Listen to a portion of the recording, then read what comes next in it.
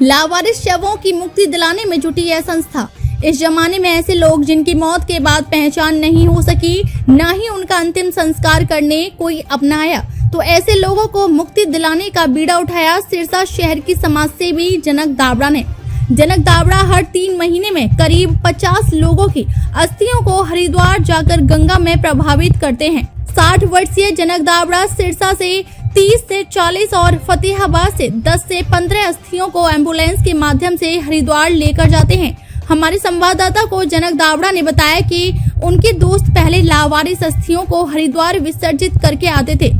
उनसे प्रेरित होकर उन्होंने ठान लिया कि यह सेवा का काम करना है। उसके बाद से ही इस तरह टीम बनाकर यह काम किया जा रहा है।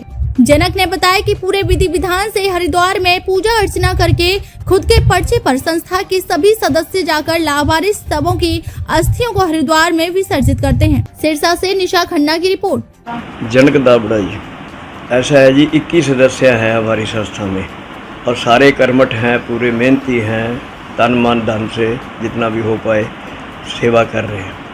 और 1700 के करीब 14 साल हो गए हमें अस्थियां का विसर्जन का काम करते हुए, और 1700 के करीब अस्थियां प्रवाहित कर चुके हैं।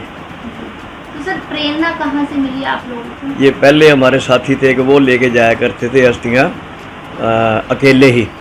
फिर उसके बाद कोई उनको दिक्कत आ गई हुई तो हमारी संस्था के पास नॉलेज में आई बात, तो हमने उसके बाद जो है ले जाना शुरू कर दिया। और मैंने तो भोलेनाथ को बोल रखा है, कह रखा है, विनती कर रखी है कि भाई जब भी अस्थियों का प्रोग्राम बने तो मेरा प्रोग्राम तो साथ में बना दिया करो। हमारा लालच उसमें एक ही होता है, एक तो अस्थियां विसर्जन हो गई, गंगा स्नान हो गया, नीलकंठ दर्शन हो गए, तो उस हिसाब से करवा के आते हैं।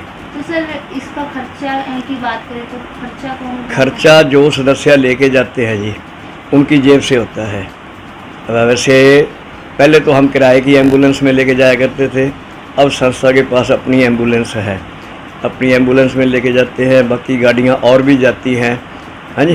तो वो जो भी आदमी जाता है, कुछ लोग वहाँ मौके पे दान भी दे देते हैं अस्थियों के लिए, परंतु हम वो दान का पैसा उसी काम में ही लगाते हैं। पंडित जी को दक्षिणा दे दी, या और हमारी गाड़ियों का डीजल या हमारा खाने पीने का खर्चा वो हम अपनी जो सदस्य जाते हैं वो अपनी जेब से ही करते हैं।